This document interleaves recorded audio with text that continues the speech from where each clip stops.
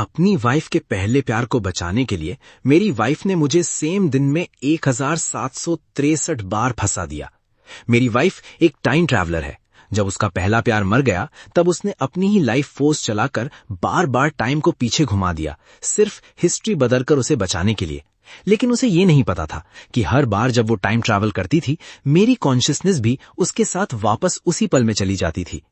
1763वें time loop के बाद मेरी वाइफ पूरी तरह टूट चुकी थी। ईथन, मैंने इतनी कोशिश की, मैं तुम्हें बचा क्यों नहीं पा रही? उसके पास खड़े मैं ठंडी आवाज में बोला। तुमने टाइम को 1763 बार रिवाइंड किया है और मैं हर बार तुम्हारे साथ था, फिर भी तुम उसे नहीं बचा पाई। तुम्हारी नाकामी देखकर अब शारीरिक दर्द होता है।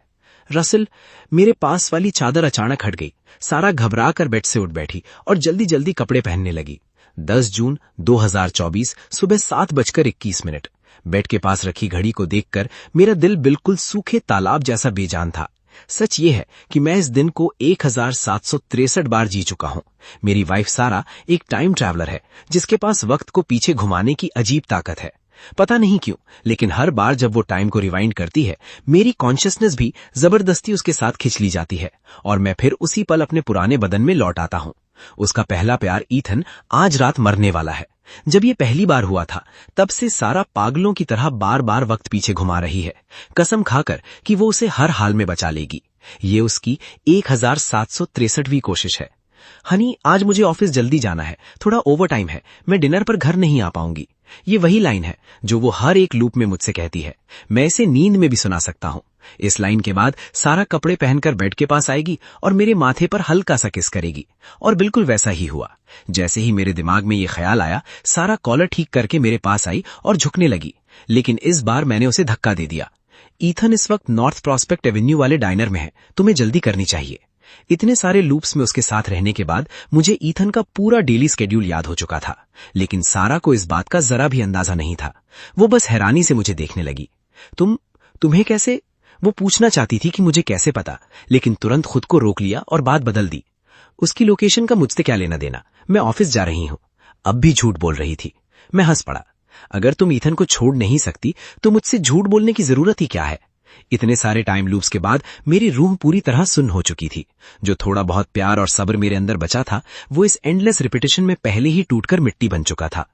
आज फिर क्या बकवास कर रहे हो? सारा गुस्से में मुझे घूरने लगी। कितनी बार समझा चुकी हूं, ईथन और मैं सिर्फ दोस्त हैं, बस दोस्त। हर जगह गंदी सोच मत लगाया करो। हर कोई तुम्हें चीट नहीं कर रहा। मैं उसकी आंखों में देखता रहा, लेकिन कुछ नहीं बोला। 1763 लूप्स के बाद दोस्ती का मतलब कब का धुंधला हो चुका था। गंदी सोच वाले लोगों को हर जगह गंदगी ही दिखती है। मैं तुम्हें समझा समझा कर थक गई हूं। सारा गुस्से में नाक से आवाज निकालते हुए रूम से बाहर निकल गई। अगले ही पल मेन डोर जोर से बंद हुआ। मैं बेड पर लेटा हुआ छत को खाली नजरों से देखने लगा। अगर सारा ईथन को नहीं बचा पाई तो वो कभी नहीं रुकेगी। वो बार बार टाइम रिवाइंड करती रहेगी और हर बार अपनी लाइफ फोर्स चलाती रहेगी, और मैं भी मजबूरन उसके साथ इस खत्म ना होने वाले नर्क में फंसा रहूंगा। मुझे कुछ करना होगा, ना ईथन वैंस के लिए और ना ही हमारे टूटे हुए प्यार के लिए। मुझे ये सब खुद के लिए करना होगा। मैंने हल्की शर्ट पहनी और घर से बाहर निकल गया। रिवरटन में जून का महीना लंबी बारिश का मौसम लेकर आया था। ठंडी हवा हल्की बूंदों के साथ मेरे चेहरे से टकरा रही थी। मैंने शर्ट और कसकर पकड़ी और नॉर्थ प्रॉस्पेक्ट एवेन्यू की तरफ ड्राइव करने लगा। वहां एक छोटा सा फेमस डाइनर था। हॉलिडे वीकेंड होने की वजह से टूरिस्ट्स की भीड़ लगी हुई थी, जो रिवरटन का मशहूर ब्रेकफास्ट टेस्ट करने आए थे। जैसे ही मैं कार से बाहर निकला, मेरी नजर भीड़ में सारा पर पड़ी और उसके पास ईथन वैंस बैठा सूप पी रहा था। मैं सीधा अंदर गया, ओनर से कॉफी ऑर्डर की और उनके टेबल पर जाकर बैठ गया। डैनियल, तुम यहां क्या कर रहे हो? सारा की आंखें शौक से खुल गई। साफ था कि झूठ पकड़े जाने पर वो घबरा गई थी। मेरी बात सुनो, मैं ऑफिस जा रही थी ओवर टाइम के लिए, लेकिन मुझे उसके बहाने सुनने में जरा भी दिलचस्पी नहीं थी। मैंने सीधा हाथ उठाकर उसे चुप करा दिया। मेरा चेहरा पूरी तरह बेजान था। बस खाना खाओ। हम तीनों ने बाकी ब्रेकफास्ट पूरी खामोशी में खाया। ईथन ने जल्दी खत्म कर लिया, लेकिन सारा सोच में डूबी हुई थी और उसने मुश्किल से कुछ खाया। शायद ये खामोशी उसे डरा रही थी, इसलिए वो फिर जल्दी जल्दी बोलने लगी। डैनियल, सच में ईथन पहली बार रिवरटन आया है, इसलिए मैं उसे घुमाना चाहती थी। मैंने तुम्हें इसलिए नहीं बताया क्योंकि मुझे डर था कि तुम गलत समझोगे। ओरिजिनल टाइमलाइन में ईथन रिवरटन घूमने आया था और आज रात एक चैरिटी ऑक्शन में जाने वाला था। वहीं से लौटते वक्त एक अजीब कार एक्सीडेंट में उसकी मौत हो जाती है। पिछले 1762 लूप्स में सारा ने सब कुछ ट्राई कर लिया, लेकिन वो ईथन को उस ऑक्शन में जाने से कभी नहीं रोक पाई। अगर वो वही चीजें बार बार करती रहेगी तो चाहे कितने भी लूप्स और हो जाएं, रिजल्ट कभी नहीं बदलेगा। मैंने फोक नीचे रखा, नैपकिन से मुंह साफ किया और धीरे से खड़े होकर उन दोनों की तरफ देखा। मैंने सारा की बातों को पूरी तरह नजरअंदाज कर दिया और सीधा ईथन की आंखों में देखने लगा। अगले ही पल मैंने अपनी मुट्ठी जोर से बंद की और सीधा उसके चेहरे पर घूसा दे मारा। धड़ाम! मैंने पूरी ताकत से पंच मारा था। वो भारी और डरावनी आवाज पूरे डायनर में गूंज उठी। वहां बैठे सब लोग तुरंत हमारी तरफ देखने लगे। ईथन लड़खड़ाते हुए पीछे गिरा। उसे यकीन ही नहीं हो रहा था कि मैं बिना वार्निंग के उस पर सीधा हमला कर दूंगा। सारा भी वहीं जम गई थी और हैरानी से मुझे घूर रही थी, लेकिन मैं एक पल के लिए भी नहीं रुका। मैं तुरंत आगे बढ़ा और जोर से उसके सीने पर लात मारी कि कितनी तेज थी कि ईथन सीधा उड़ता हुआ पीछे दीवार से टकरा गया। धड़ाक की आवाज फिर गूंजी। तब जाकर सारा होश में आई और तुरंत ईथन के सामने आकर खड़ी हो गई। बस करो डैनियल, तुम कर क्या रहे हो? मैं ठंडी आवाज में बोला। मैं इसे पीट रहा हूं, क्या ये इतना भी साफ नहीं दिख रहा? मैंने उसे एक तरफ खींचकर फिर ईथन को जोर की लात मारी। ईथन दर्द से कराहा और जमीन पर गिरकर सांसें लेने लगा। इस बार सारा ने पूरी ताकत से मुझे धक्का दिया। उसकी आंखें गुस्से से जल रही थी। बहुत हो गया, पागलों जैसी हरकतें करना बंद करो। मैं अंदर ही अंदर ठंडी हंसी हंसा। पागल? अगर मैं पागल बन गया हूं तो उसकी वजह तुम्हारे हजारों टाइम लूप्स हैं। सारा मेरी वाइफ है, फिर भी वो सब कुछ एक दूसरे आदमी के लिए दांव पर लगा रही है, और मैं 1763 एक जैसे दिनों तक उसे बार बार उसके पास भागते हुए देखने पर मजबूर रहा हूं। हटो, मैं बर्फ जैसी ठंडी आवाज में बोला। लेकिन इस बार सारा हिली तक नहीं। वो अपने बदन से ईथन को बचाकर खड़ी हो गई। मुझे देखने वाली उसकी नजर में सिर्फ नफरत थी। मैं तुम्हें उसे फिर से हट नहीं करने दूंगी। तुम कुछ नहीं समझते। तुम्हें जरा भी अंदाजा नहीं है कि उसके साथ क्या होने वाला है। मुझे पता था वो ईथन की आज रात होने वाली मौत की बात कर रही है, लेकिन उसे ये नहीं पता था कि इन एंडलेस लूप्स ने मेरी रूह को भी पूरी तरह तोड़ दिया है। हर बार फेल होने पर उसे अपनी मजबूरी का दर्द महसूस होता होगा, लेकिन मेरा क्या? हर नए लूप के साथ मैं और गहरे अंधेरे में डूबता गया हूं। कम से कम उसके पास अभी भी एक छोटी सी उम्मीद बची हुई है। मेरे पास तो सिर्फ निराशा रह गई है। ईथन अपना सीना पकड़कर दर्द से करा रहा था। मेरी किक्स बहुत भारी थीं। एक पल के लिए तो मैंने ये तक सोच लिया था कि उसे वहीं मार दो। ईथन, तुम ठीक हो? कहीं ज्यादा चोट तो नहीं लगी? सारा की आवाज दर्द से भरी हुई थी। वो मुझे पूरी तरह भूलकर तुरंत घुटनों के बल बैठ गई और ईथन की चोट चेक करने लगी। उन दोनों को साथ देखकर मेरे सीने में फिर एक तेज दर्द उठा। वो दिल जो मुझे लगा था कब का महसूस करना छोड़ चुका है। वो दर्द मेरी नर्व्स को चीर रहा था, लेकिन मेरे लिए ये कोई नई बात नहीं थी। मेरा दिल तो पहले ही 1000 बार टूट चुका था। सारा ने एम्बुलेंस बुलाई। जब वो ईथन को संभालते हुए एम्बुलेंस में बिठा रही थी, तब उसने एक बार मुड़कर मुझे देखा। उसकी आंखों में बर्फ जैसी ठंड और गहरी जलती हुई नफरत थी। उनके जाने के बाद मैं वहीं खड़ा एम्बुलेंस को दूर जाते देखता रहा, जब तक वो आंखों से ओझल नहीं हो गई। तब जाकर मैं फिर से शांत हुआ। लग रहा था मेरी अचानक हुई हिंसा ने टाइमलाइन को बदल दिया है। अगर ईथन हॉस्पिटल में रहा तो शायद वो आज रात चैरिटी ऑक्शन में नहीं जा पाएगा, लेकिन सिर्फ इतना काफी नहीं था। सबसे छोटी पॉसिबिलिटी को भी खत्म करना जरूरी था। मुझे ईथन के जीने या मरने से कोई मतलब नहीं था। मैं बस सारा के साथ इस खत्म न होने वाले अंधेरे में और नहीं फंसना चाहता था। डाइनर से निकलने के बाद मैं सीधा ऑफिस गया। मेमोरियल डे वीकेंड की वजह से पूरी कंपनी बंद थी और ऑफिस बिल्कुल खाली था। मिस्टर मिलर, आप यहां क्या कर रहे हैं? फाइल्स का ढेर पकड़े एक यंग लड़की रिकॉर्ड्स रूम से बाहर आई। मुझे देखते ही उसके चेहरे पर हैरानी आ गई। वो मेरी सेक्रेटरी क्लोए डेविस थी, मेरे हिसाब से पूरी तरह काम की दीवानी। मैं मैकेनिकल आवाज में बोला, बस थोड़ा काम था। तुम छुट्टी एंजॉय क्यों नहीं कर रही? ये वही सवाल था जो मैं उसे 1000 बार पूछ चुका हूं और मुझे उसका जवाब पहले से याद था। घर जाने वाली सारी फ्लाइट्स बुक थे और बोर हो रही थी, तो सोचा थोड़ा काम कर लेती हूं। क्लोए मीठी स्माइल के साथ बोली, मिस्टर मिलर, कोई अर्जेंट काम है? क्या आपको मेरी हेल्प चाहिए? मैंने सिर हिलाया और उसे ऑफिस के अंदर ले गया। मुझे चाहिए तुम अभी हॉस्पिटल जाओ, ईथन वैंस नाम का पेशेंट ढूंढो और उस पर नजर रखो। जो भी करना पड़े करो, लेकिन आज रात उसे हॉस्पिटल से बाहर मत निकलने देना। मैंने क्रेडिट कार्ड निकाला और उसके हाथ में दे दिया। इससे काम करवा लो, मुझे पैसे की परवाह नहीं, बस रिजल्ट चाहिए। क्लोए बहुत केपेबल सेक्रेटरी थी। उसने एक भी सवाल नहीं पूछा, बस कार्ड लिया और ऑफिस से निकल गई। अगर ईथन के साथ कुछ भी अजीब होता तो वो तुरंत मुझे कॉल कर सकती थी। ऑफिस में अकेले बैठे मैं कंप्यूटर ऑन करके आज रात के चैरिटी ऑक्शन की इन्फॉर्मेशन देखने लगा। ईथन इस ऑक्शन से घर लौटते वक्त एक्सीडेंट में मरने वाला था। अगर मैं उसे ऑक्शन में जाना ही रोक दूं तो शायद एक्सीडेंट टल सकता है, तभी मेरा फोन बजा। सारा का कॉल था। मेरा उससे बात करने का बिल्कुल मन नहीं था, इसलिए मैंने कॉल कट कर दिया। लेकिन सारा बार बार कॉल कर रही थी। खाली ऑफिस में फोन की तेज आवाज मेरे दिमाग में चुभ रही थी। आखिर मैंने कॉल रिसीव किया। क्या है? मेरी आवाज बहुत सख्त थी। अब मेरे दिल में इस औरत के लिए कुछ भी नहीं बचा था। ये सब खत्म होते ही मैं डाइवोर्स फाइल करने वाला था। और जैसे मैंने सोचा था, सारा सिर्फ मुझे डांटने के लिए कॉल कर रही थी। डैनियल, मुझे तुमसे बहुत निराशा हुई है। अच्छा, मैंने बिल्कुल बेपरवाह आवाज में बोला। उसकी निराशा का अब मेरे लिए कोई मतलब नहीं था। मेरे अंदर उसके लिए सब्र कब का खत्म हो चुका था। तुम्हें जरा भी अंदाजा नहीं तुमने उसे कितनी जोर से मारा। ईथन तुम्हारी वजह से हॉस्पिटल में है। जैसे ही ईथन हर्ट हुआ, सारा अपनी असली वजह ही भूल गई थी। मैं ठंडी हंसी हंसा और सीधा सच बोल दिया। सारा, तुम सच में इतनी भोली हो या बिल्कुल बेवकूफ? अभी तक समझी नहीं, मैंने उसे टाइमलाइन बदलने के लिए मारा। दूसरी तरफ अचानक पूरी खामोशी छा गई, लेकिन मुझे पता था सारा अभी भी लाइन पर है। मैं उसकी तेज होती सांसें साफ सुन सकता था। डैनियल, तुम्हें सब पता है? उसकी आवाज में यकीन न होने वाली हैरानी थी। उसके दिमाग में शायद ये था कि सिर्फ वही टाइम लूप कर रही है और मैं बस उसकी दुनिया का एक बैकग्राउंड कैरेक्टर था, एक एनपीसी की तरह। मैंने अपनी मुट्ठी इतनी जोर से बंद की कि मेरी उंगलियों की हड्डियां सफेद पड़ गईं। मेरे दांत भी गुस्से में कस गए।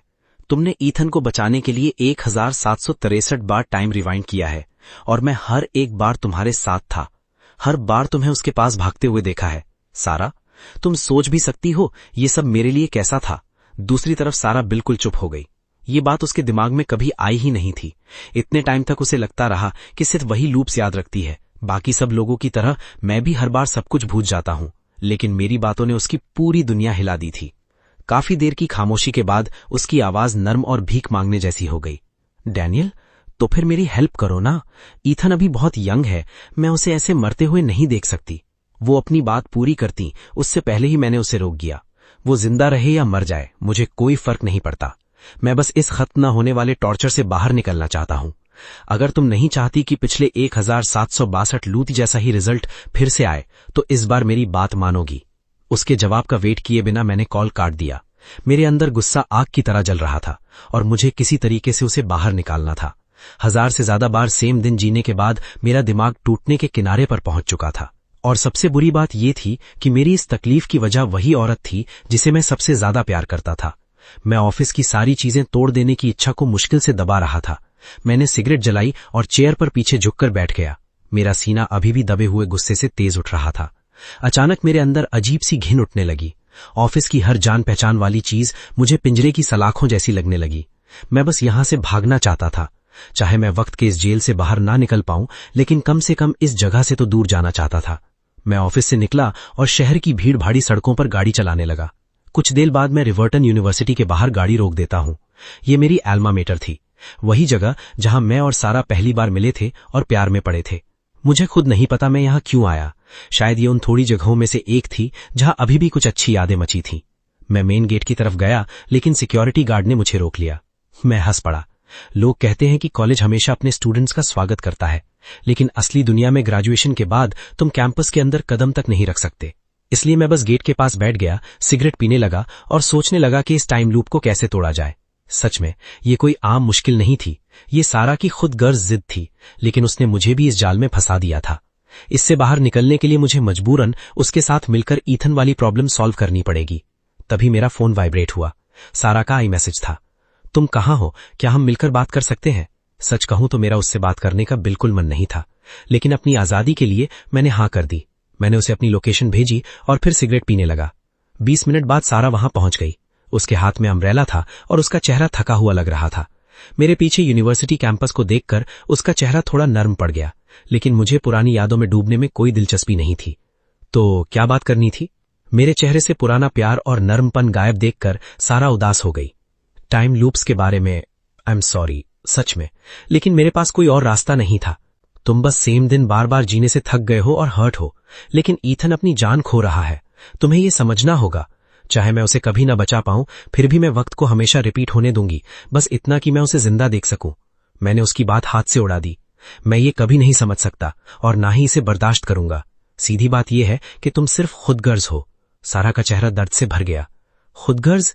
क्या तुम्हें लगता है टाइम लूप करना आसान है? तुम्हें पता भी है मुझे इसके लिए क्या चुकाना पड़ता है?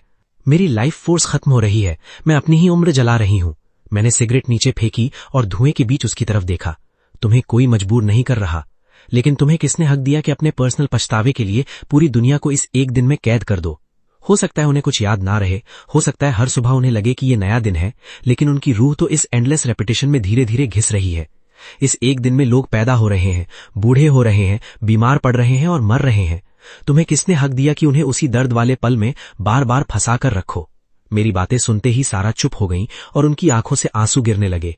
वो लाल आंखों से मुझे देखते हुए बोली, तुम्हें क्या करूं? बस खड़ी होकर ईथन को मरते देखूं? मैं नहीं कर सकती, सच में नहीं कर सकती। मैंने दूसरी सिगरेट जलाई और गहरी सांस ली। इस बार मैं तुम्हारी हेल्प करूंगा, लेकिन सिर्फ इस एक बार। इसके बाद मैं चला जाऊंगा, और क्योंकि तुम ईथन के लिए इतना फील करती हो तो तुम्हें उसके साथ ही रहना चाहिए। सारा घबरा गई। नहीं, ऐसा नहीं है, मैं कभी ईथन के साथ रहना नहीं चाहती थी, मैं तुमसे प्यार करती हूं। मैंने सिर हिलाया और आधी जल चुकी सिगरेट बुझा दी। लेकिन मैं अब तुमसे प्यार नहीं करता। इतना बोलकर मैं उठ गया और बिना पीछे देखे चलने लगा। डैनियल, डैनियल मत जाओ! सारा रोते हुए मेरे पीछे भागी। उसकी आंखें पहले से भी ज्यादा लाल हो चुकी थी। उसने मेरी बाजू पकड़ ली और रोते हुए बोली, आई एम सॉरी, मैं सच में सॉरी हूं। मेरा तुम्हें हर्ट करने का कभी इरादा नहीं था। मुझे लगा था कि तुम्हें कुछ याद नहीं रहेगा। मैं बस चुपचाप सब ठीक करना चाहती थी और फिर हम दोबारा साथ रह सकते थे। मैं वहीं रुक गया और अचानक हंस पड़ा। तो तुम चुपचाप हीरो बनना चाहती थी और उसके लिए पूरी दुनिया को साथ में घसीटने को भी रेडी थी। वाह सारा, कितनी महान हो। हम खत्म हो चुके हैं। इतना बोलकर मैंने अपनी बाजू उसके हाथ से छुड़ा ली। उसके हाथ से अम्ब्रेला छूट गया। हवा उसे उड़ाकर सड़क पर दूर ले गई। बारिश और तेज होने लगी। धीरे धीरे उसके रोने की आवाज तेज बारिश में दब गई। मेरी यादों में ये बारिश 1763 दिनों से लगातार हो रही थी। अगर कल कभी आया तो क्या ये बारिश रुकेगी? तभी फोन की रिंग ने मुझे फिर हकीकत में वापस खींच लिया। ये क्लोए का कॉल था। क्लोए, क्या हुआ? दूसरी तरफ क्लोए की आवाज पूरी घबराहट से भरी हुई थी। मिस्टर मिलर, ईथन वैंस गायब हो गया है। पूरे हॉस्पिटल में ढूंढ लिया, लेकिन कोई डॉक्टर या नर्स नहीं जानता वो कहां गया। उसकी आवाज में पैनिक साफ था। शायद उसे लग रहा था कि वो मेरा दिया काम पूरा नहीं कर पाई। मैंने भौं से कोड़ी, लेकिन मुझे ज्यादा हैरानी नहीं हुई। ईथन की चोट इतनी सीरियस नहीं थी कि वो ज्यादा देर तक हॉस्पिटल में रुकता। सिर्फ पिटाई करके उसे रोकना कभी काफी नहीं होने वाला था। मैंने क्लोए को शांत किया, बोला उसने अच्छा काम किया है और अब आगे मैं संभाल लूंगा। फिर मैंने कॉल काट दिया। बारिश में खड़ा मैं सैरा को देखने लगा। वो अब फुटपाथ पर बैठी थी, दोनों हाथों में चेहरा छुपाकर रो रही थी। मेरे सीने में घुटन जैसा दर्द भर गया। मैंने इस औरत से बहुत लंबे टाइम तक प्यार किया था। उसका हर मूड मेरे मूड को कंट्रोल करता था। अब प्यार खत्म होने के बाद भी मेरे दिल में उसके लिए थोड़ी दया बची हुई थी, लेकिन यह सब उसने खुद अपने ऊपर लाया था। मुझे दर्द होगा, मैं टूटूंगा भी, शायद इस ब्रेकअप से बाहर आने में बहुत टाइम लगे, लेकिन मैं कभी इसका अफसोस नहीं करूंगा। रोना बंद करो, मैं उसके पास लौटकर ठंडी आवाज में बोला। तुम्हारा प्यारा बॉयफ्रेंड भाग गया। ईथन? सैरा ने मेरी ताना मारने वाली आवाज को पूरी तरह इग्नोर कर दिया और शौक में मेरी तरफ देखा। उसका चेहरा आंसुओं और बारिश दोनों से भीग चुका था। मैंने सिर हिलाया, लेकिन अभी सब खत्म नहीं हुआ। हमें पक्का पता है कि शेड्यूल के हिसाब से वो रात 11:35 से पहले नहीं मरेगा। तब तक वो सेफ है। सैरा ने जल्दी से आंसू पोंछे और तुरंत खड़ी हो गई। ऑक्शन, वो पक्का आज रात ऑक्शन में जाएगा। पिछले हजारों लूप्स में ईथन हर बार उस चैरिटी ऑक्शन में जाता था। टाइमलाइन का ये हिस्सा बिल्कुल साफ था। मैं सोचते हुए भौं सिकोड़कर बोला, एक सवाल है जिसे हम दोनों इग्नोर करते आए हैं। ईथन इस पर्टिकुलर ऑक्शन में जाने के लिए इतना पागल क्यों है? सैरा कुछ बोलना चाहती थी, लेकिन उसके चेहरे पर पूरी खाली सी फीलिंग थी। पिछली सारी कोशिशों में उसकी सोच बहुत ऊपर ऊपर की थी। वो सिर्फ इतना चाहती थी कि ईथन रात 11:35 पर उस रोड पर ना हो, लेकिन उसने कभी ये नहीं सोचा कि वो हर हाल में उस ऑक्शन में जाना क्यों चाहता है। मैंने भी कभी इस बारे में नहीं सोचा था। मुझे लगा था शायद टाइमलाइन फिक्स है और बदल नहीं सकती, लेकिन अब इतनी बुरी पिटाई और हॉस्पिटल में एडमिट होने के बाद भी ईथन जिद करके बाहर निकल गया। मतलब ये ऑक्शन उसके लिए बहुत जरूरी था। शायद इसी वजह से वो रिवर्टन आया था। हमें ईथन को ढूंढना होगा। वो रिवर्टन को अच्छी तरह नहीं जानता। मुझे डर है कहीं। सैरा बोलते बोलते रुक गई और गिल्टी नजर से मेरी तरफ देखने लगी। ईथन के लिए उसकी चिंता बिल्कुल इंस्टिंक्ट की तरह बाहर आई थी, और बात मुंह से निकलने के बाद ही उसे समझ आया कि वो कितनी गलत लग रही है। लेकिन अब मुझे फर्क नहीं पड़ता था। जब तुम किसी से पूरी तरह प्यार करना छोड़ देते हो तो ऐसी बातें दिल को चोट नहीं पहुंचा पाती। मैं शांत आवाज में बोला, मुझे अंदाजा है वो कहां गया होगा। इतना बोलकर मैं मुड़ गया और कार की तरफ चल दिया। मेरी बेपरवाही देखकर सैरा के चेहरे पर उदासी आ गई। शायद मेरा गुस्सा उसे गिल्टी फील नहीं करा पाया, लेकिन मेरी ठंडी बेपरवाही उसके दिल में चुभने लगी थी। वो जल्दी से मेरे पीछे आई और संभलकर पैसेंजर सीट में बैठ गई। वो सीट हमेशा उसकी हुआ करती थी, लेकिन अब वो उसमें किसी अजनबी की तरह बैठी थी। इस बात की कसक मुझे भी महसूस हुई। मैंने कार स्टार्ट की और उस जगह से दूर निकल गया जहां हमारी सबसे खूबसूरत यादें बसी हुई थीं, और इस बार मैंने पीछे मुड़कर नहीं देखा। रिवर्टन में धूप देखे बहुत टाइम हो गया, सैरा खिड़की के बाहर देखते हुए बोली। मुझे समझ नहीं आया वो उदास थी या बस पुरानी यादों में खो गई थी। 1000 से ज्यादा एक जैसे दिनों में ये उदास बारिश कभी नहीं रुकी थी। डैनियल, तुम्हें याद है? सैरा अचानक मेरी तरफ मुड़कर बोली। उसकी आंखों में पुरानी यादों की चमक थी। तुम रोज मुझे ऑफिस से लेने आते थे। अगर बारिश होती थी तो तुम घर से इतनी दूर सिर्फ मेरे साथ भीगते हुए टैक्सी का वेट करने आते थे। रश आवर में टैक्सी मिलना ऑलमोस्ट इम्पॉसिबल होता था। हम दोनों ठंडी हवा में कांपते रहते थे और तुम मुझे अपनी बाहों में लेकर गर्म रखते थे। डैनियल, तब हम अभी अभी ग्रेजुएट हुए थे। हमारे पास पैसे नहीं थे, लेकिन हम बहुत खुश थे। मैं रोड पर नजर रखे हुए था, लेकिन मेरा दिमाग ट्रैफिक के साथ पुरानी यादों में बहने लगा। एक के बाद एक पुराने सीन मूवी की तरह दिमाग में चलने लगे। मुझे याद आया कि वो कितनी जेंटल और केयरिंग हुआ करती थी। वो रात में उठकर मेरे ऊपर कंबल ठीक करती थी। खाना खाने के बाद मेरे मुंह के कोने पर लगा दाग साफ करती थी। जब मैं उदास होता था तो चुपचाप मेरे पास बैठ जाती थी। वक्त ने हमारे रिश्ते को धीरे धीरे मिटा दिया, लेकिन ये सच नहीं मिटा पाया कि हम कभी सच में एक दूसरे से प्यार करते थे। और सबसे अजीब बात यह थी कि हम पुरानी यादें याद कर रहे थे, जबकि हम इस वक्त एक दूसरे आदमी को ढूंढने जा रहे थे। मेरी ठंडी आवाज ने वो सारी गर्म यादें एक पल में तोड़ दी। वो यादें खिड़की से आती ठंडी हवा में धुएं की तरह उड़ गईं। कार के अंदर लंबी और भारी खामोशी छा गई। सैरा ने धीरे से सिर झुका लिया। मैं उसका चेहरा नहीं देख पा रहा था, लेकिन उसकी आवाज में रोना साफ सुनाई दे रहा था। डैनियल, मुझे हमारा पुराना वक्त याद आता है। मैं कभी तुम्हें छोड़ना नहीं चाहती थी। मैं बस ईथन को एक दोस्त की तरह बचाना चाहती थी। तुम ये बात समझ सकते हो। सारा की आवाज धीमी और टूट चुकी थी। मैं काफी देर तक चुप रहा, फिर जितनी शांत आवाज निकाल सकता था उसमें बोला, मैं समझने की कोशिश कर सकता हूं, लेकिन मैं तुम्हें माफ नहीं कर सकता सारा। प्यार हमेशा खुद गर्ज होता है। सारा फिर खिड़की के बाहर देखने लगी। मैं उसके रोने की आवाज नहीं सुन पा रहा था, लेकिन उसके कांपते कंधे सब बता रहे थे।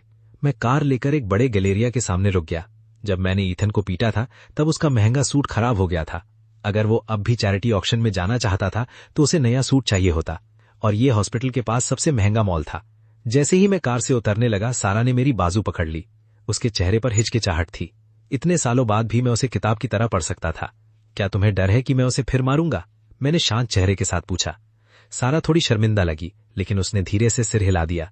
लोगों को मारना गलत है। तुम पहले कभी वायलेंट नहीं थे। मैं तुरंत ठंडी आवाज में बोला। और तुम भी पहले दूसरे आदमियों के लिए इतनी पागल नहीं थी। सारा ने सिर झुका लिया और कुछ नहीं बोला। मेरा और बहस करने का मन नहीं था, इसलिए मैं सीधा मॉल के अंदर चला गया। काफी ढूंढने के बाद हमें ईथन एक महंगी डिजाइनर स्टोर में मिला। वो वहां सूट्स चूज कर रहा था। उसकी आंख के नीचे वही निशान था जहां मैंने पंच मारा था, लेकिन बाकी वो बिल्कुल ठीक लग रहा था। एक पल के लिए मुझे लगा शायद मुझे उसे और बुरी तरह पीटना चाहिए था, या सीधा उसकी टांग तोड़ देनी चाहिए थी। कम से कम वो हॉस्पिटल में तो रहता, लेकिन फिर भी कोई गारंटी नहीं थी। अगर वो इतना जिद्दी था तो शायद किसी को पैसे देकर खुद को व्हील चेयर में बिठाकर भी ऑक्शन में पहुंच जाता। मैं और सारा स्टोर के अंदर गए। जैसे ही ईथन ने मुझे देखा, उसका चेहरा बदल गया और वो तुरंत कुछ कदम पीछे हट गया। साफ था कि सुबह वाली पिटाई के बाद अब भी वो मुझसे डरा हुआ था। सारा जल्दी से उसके पास गई। ईथन, तुम आज रात ऑक्शन में नहीं जा सकते। उसकी आवाज में साफ घबराहट थी और बात पूरी सीधी थी। दिन ढलने के साथ साथ उसकी बेचैनी और बढ़ रही थी। ईथन ने पहले संभल कर मेरी तरफ देखा, फिर सारा से पूछा, क्यों? सारा सीधा उसकी आंखों में देखते हुए बोली, क्योंकि अगर तुम गए तो तुम मर जाओगे। मैं मुश्किल से अपनी आंखें घुमाने से खुद को रोक पाया। ये औरत सच में बेवकूफ थी या फिर इतनी डेस्परेट हो चुकी थी कि सोचना बंद कर दिया था। अब समझ आया वो 1000 से ज्यादा लूप्स में फेल क्यों हुई। ईथन कुछ पल उसे देखता रहा, फिर हंस पड़ा। बकवास मत करो, जब तक ये आदमी मुझसे दूर रहेगा मैं बिल्कुल सेफ हूं। ये बोलकर उसने मुझे गंदी नजर से देखा। मैं उसके सामने आया। तुम इतनी बुरी पिटाई और हॉस्पिटल तक पहुंचने के बाद भी इस ऑक्शन में जाने पर तुले हुए हो। तुम मुझे चैरिटी करने वाला आदमी तो बिल्कुल नहीं लगते। ईथन ने भौं से कोड़कर ताना मारा। चैरिटी करने में क्या प्रॉब्लम है? हर कोई तुम्हारी तरह गवार और वायलेंट गुंडा नहीं होता। उसकी आवाज तुच्छपन से भरी हुई थी, लेकिन मैंने उसकी बात को दिल पर नहीं लिया। वैसे भी वो चलती फिरती लाश ही थी, लेकिन उसके रिएक्शन ने मुझे एक जरूरी बात समझा दी। ये ऑक्शन उतना सिंपल नहीं था जितना दिख रहा था। ईथन जैसा आदमी यहां चैरिटी के लिए नहीं आया था। ये जानने का सिर्फ एक ही तरीका था कि वो इस ऑक्शन में इतना जाने को पागल क्यों है, और वो था खुद वहां जाना। मुझे जो चाहिए था वो मिल चुका था, इसलिए वहां रुकने की कोई वजह नहीं थी। मैं बिना कुछ बोले मुड़कर बाहर निकल गया। ईथन फिर सूट्स देखने लगा, लेकिन सारा पूरी तरह उलझन में थी। वो कभी मेरी तरफ देखती, कभी ईथन की तरफ। आखिरकार डांट भींचकर वो मेरे पीछे बाहर आ गई। डैनियल, क्या तुम्हें उसे बचाने का कोई तरीका मिल गया? सारा मेरे पीछे चलते हुए बोली।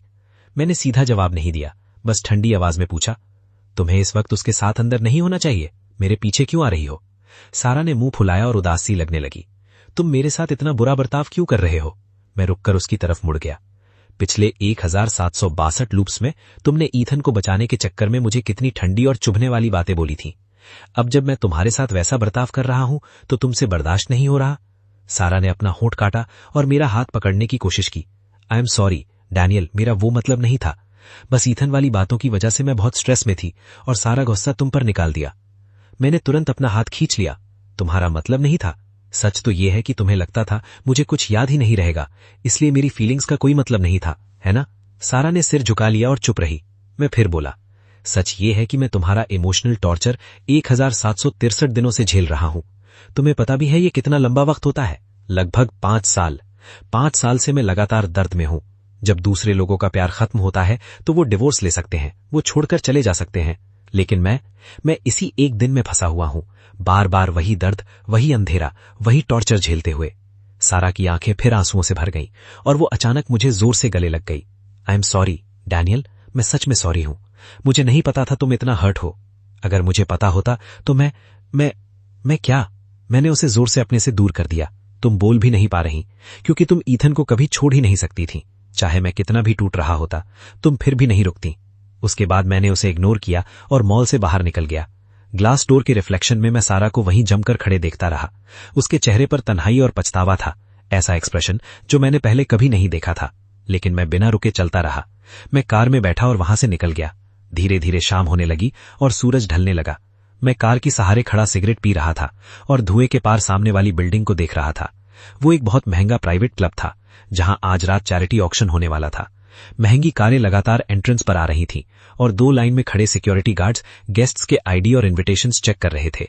ये मेंबर्स ओनली इवेंट था। इन्विटेशन के बिना एंट्री इम्पॉसिबल थी।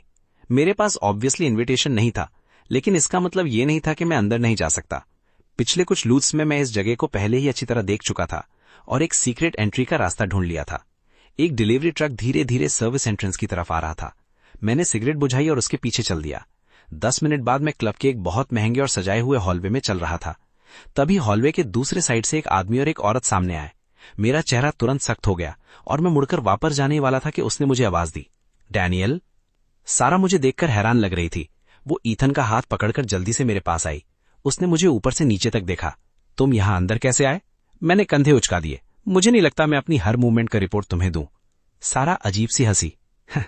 अब जब तुम यहां आ ही गए हो तो साथ ही रह लेते हैं। उसने मेरी स्लीव पकड़ी और धीमी आवाज में बोली, अगर हम दोनों ईथन पर नजर रखेंगे तो उसके साथ कुछ नहीं होगा। मैं ठंडी आवाज में बोला, वो तुम्हारा काम है, मेरा नहीं। फिर मैंने ईथन की तरफ ताना मारते हुए देखा। वैसे भी मुझे नहीं लगता इतना बड़ा फिलैंथ्रोपिस्ट मेरे जैसे गुंडे के साथ दिखना चाहेगा। ईथन ने नाक से आवाज निकाली, हाथ बांधे और घमंड से मुझे ऊपर से नीचे देखने लगा। ऑब्वियसली नहीं, ऐसी जगह तुम जैसे लोगों के लिए नहीं होती। मैं सिक्योरिटी को रिपोर्ट नहीं करूंगा, लेकिन अपनी औकात में रहना। उसकी आवाज में इतना घमंड था जैसे मुझे रिपोर्ट ना करना उसकी कोई महानता हो। साला और भी ज्यादा ऑकवर्ड लग रही थी। वो धीमी आवाज में बोली, बस केयरफुल रहना, ओके? और अगर कुछ मिले तो मुझे कॉल करना। मैंने कोई जवाब नहीं दिया, बस मुड़कर हॉलवे में आगे चला गया।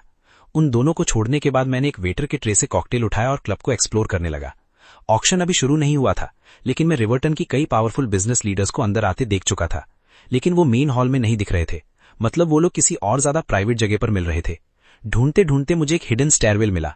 मैंने डोर खोलने की कोशिश की, लेकिन वो लॉक था। मैं कोने में छुपकर वेट करने लगा। कुछ मिनट बाद एक वेल ड्रेस्ड और इंपॉर्टेंट लगने वाला आदमी वहां आया।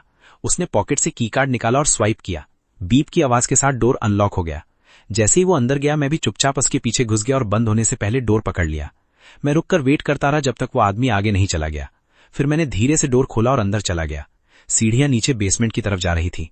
मैं चुपचाप नीचे उतरने लगा और नीचे जो मैंने देखा उसने मुझे पूरी तरह शॉक कर दिया।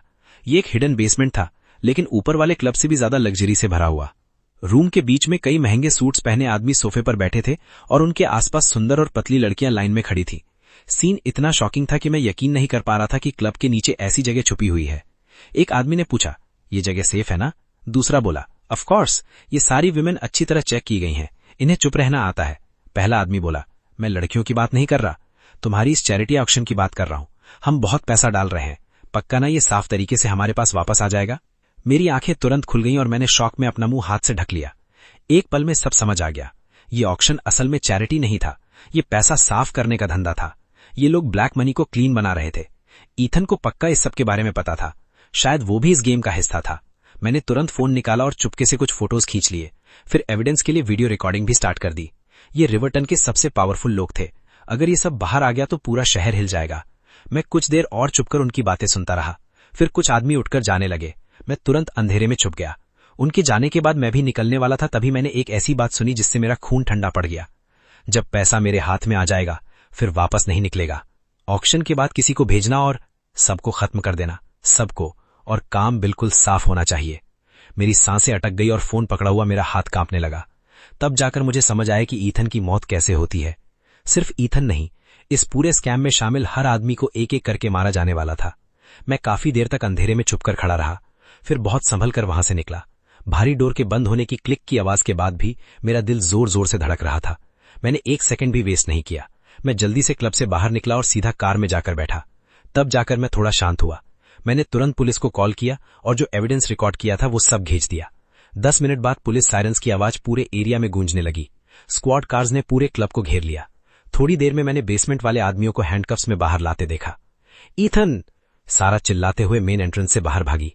उसके चेहरे पर अजीब मिक्स्ड इमोशंस थे। तब जाकर मुझे पता चला कि ईथन भी उन आदमियों में था जिसे अरेस्ट किया गया था। मतलब वो भी इस सब में शामिल था। वो जिंदा था, लेकिन अब उसके सामने लंबी जेल लाइफ थी। मुझे नहीं पता सारा के लिए ये उसकी मौत से बेटर था या वर्स्ट। मैंने सिगरेट जलाई और बाहर गिरती हल्की बारिश को देखने लगा। बारिश बहुत तेज नहीं थी, लेकिन हवा में अजीब घुटन थी। Tip tip tip. किसी ने कार विंडो नॉक की। मैं मुड़कर देखता हूं तो सारा थी। मैंने डोर अनलॉक किया और वो अंदर बैठ गई। उसका चेहरा सफेद पड़ चुका था। साफ था कि वो अभी भी शॉक में थी। मैं शांत आवाज में बोला, अरेस्ट होना उसके लिए सही सजा है, मरने से तो बेटर है। मैंने स्मोक बाहर जाने के लिए खिड़की हल्की खोली और उसकी तरफ देखा। तुम फिर से लूप बैक तो नहीं करोगी? उसे ऑक्शन में ना आने के लिए मनाने की कोशिश करोगी? ये मेरी सबसे बड़ी टेंशन थी। अगर ईथन ऑक्शन में नहीं जाता तो वो अरेस्ट भी नहीं होता, और अगर सारा ने फिर से टाइम रिवाइंड कर दिया तो शायद 1000 लूप्स के बाद वो कोई परफेक्ट रिजल्ट ढूंढ लेती। लेकिन सारा ने बस धीरे से सर हिला दिया। उसे वही मिला जो वो डिजर्व करता था। मैं अपनी पावर यूज करके उसे सजा से बचाने वाली नहीं हूं। मैंने हल्का सा सर हिलाया। अच्छा, तो फिर आखिरकार सब खत्म हो गया। मैं फिर खिड़की के बाहर देखने लगा। शायद कल आते ही ये बारिश सच में रुक जाए। सारा अचानक मेरी तरफ देखने लगी। डैनियल, मैं ईथन के साथ पूरी तरह खत्म कर चुकी हूं, हमेशा के लिए। मैं बिल्कुल सीधी और बेजान आवाज में बोला, ठीक है, वो तुम्हारी चॉइस है, उसका अब मुझसे कोई लेने देना नहीं। सारा ने कड़वी सी मुस्कान दी। मैंने बहुत सारी बातों में गलती की, क्या तुम मुझे कभी माफ कर पाओगे? मैं उसकी आंखों में देखते हुए बोला, मैं तुम्हें माफ कर सकता हूं। एक पल के लिए उसके चेहरे पर उम्मीद चमकी, लेकिन मैं आगे बोलता गया, लेकिन इससे ये सच नहीं बदलेगा कि हम खत्म हो चुके हैं। माफ करने का मतलब होता है छोड़ देना। अगर मैं पूरी जिंदगी तुमसे नफरत करता रहूं तो मैं तुम्हें सजा नहीं दे रहा हूंगा, मैं खुद को सजा दे रहा हूंगा। सारा, हमारा कोई फ्यूचर नहीं है। इस बारिश को जो 1763 दिनों से घिर रही है, हमारी शादी का आखिरी दिन मान लो। इतना बोलकर मैंने कार का डोर खोला और बाहर निकल गया। कार तुम रख लो। फिर मैं मुड़कर बिना पीछे देखे चल दिया। दूर आसमान के कोने में बादल धीरे धीरे हटने लगे। बारिश हल्की बूंदों में बदल गई। आखिरकार बारिश रुक रही थी। जब मैंने फिर से आंखें खोली तो मैं एक घास वाले फील्ड पर पड़ा हुआ था। मेरे आसपास हंसी और चीखने की आवाजें आ रही थीं। मैं हैरानी में उठकर बैठ गया। मैं एक फुटबॉल फील्ड में था, जिसके आसपास रनिंग ट्रैक बना हुआ था। डैनियल, खेलना है या नहीं? मैच के बीच में सो मत। एक यंग लड़का मेरे पास आया और मजाक में मेरे कंधे पर पंच मारा। वो मेरा कॉलेज रूममेट था, लेकिन उसका नाम क्या था? मैं पूरी तरह शॉक में था। मुझे समझ ही नहीं आ रहा था क्या हो रहा है। क्या मैं सपना देख रहा हूं? मैंने हाथ बढ़ाकर उसकी बाजू को जोर से पिंच किया। अबे दर्द हो रहा है, वो चिल्लाया और मुझे धक्का देकर नीचे गिरा दिया। फिर मेरी छाती पर बैठ गया। मुझे पिंच करेगा? अब बताता हूं। वो मेरी पसलियों और बाहों के नीचे गुदगुदी करने लगा। वो गुदगुदी बिल्कुल असली लग रही थी, ये सपना नहीं था। मैं सच में वापस कॉलेज में आ गया था। डैनियल, फील्ड के दूसरी तरफ से एक साफ और मीठी लड़की की आवाज आई। मेरा रूममेट उधर देखकर मुझे खड़ा करता है और हंसते हुए बोलता है, अबे देख, सारा तुझे ढूंढ रही है। मैं भौं से कोड़कर उस डायरेक्शन में देखता हूं। वो सारा थी, या फिर कहना चाहिए 20 साल की सारा। व्हाइट सुंदर ड्रेस पहने वो मेरी तरफ आ रही थी। उसके दोनों हाथ पीछे थे। डैनियल, मैं तुम्हें पसंद करती हूं। सारा ने अचानक अपने पीछे छुपाया हुआ फूलों का बुके सामने कर दिया। पूरा फील्ड एक साथ चीखने और सीटी बजाने लगा। कैंपस में पब्लिक कन्फेशन हमेशा बड़ा सीन होता था, और यहां तो एक लड़की खुद लड़के को प्रपोज कर रही थी। मेरा रूममेट एक्साइटमेंट में मेरा हाथ पकड़ के हिलाने लगा। भाई होली क्रैप, सारा तुझे प्रपोज कर रही है, तू तो किंग निकला। हाँ बोल, हाँ बोल। धीरे धीरे आसपास खड़े सब लोग चिल्लाने लगे, हाँ बोलो, हाँ बोलो। सबके चेहरे पर बड़ी स्माइल थी। सारा मेरी तरफ देख रही थी। उसके चेहरे पर सच्चाई और उम्मीद साफ थी। लेकिन मैं जानता था ये उसकी एक और चाल है। वो मुझे हमारे पुराने परफेक्ट मोमेंट में वापस लाई थी, शायद इस उम्मीद में कि हमारा टूटा हुआ प्यार फिर जुड़ जाए। सब लोगों की उम्मीद भरी नजरों के सामने मैंने उसके फूल एक तरफ कर दिए। सॉरी, मैं बहुत सीरियस आवाज में बोला। इस वक्त मेरे पास डेटिंग से ज्यादा इंपॉर्टेंट प्रॉब्लम्स है। मेरी बात सुनते ही पूरा फील्ड एकदम खामोश हो गया। सारा के चेहरे की स्माइल वहीं जम गई। मेरा रूममेट आंखें फाड़कर मुझे देखने लगा। भाई मुझे नहीं पता था तो इतना ड्रामेटिक भी हो सकता है। मैं बस उसके कंधे पर हाथ रख देता हूं।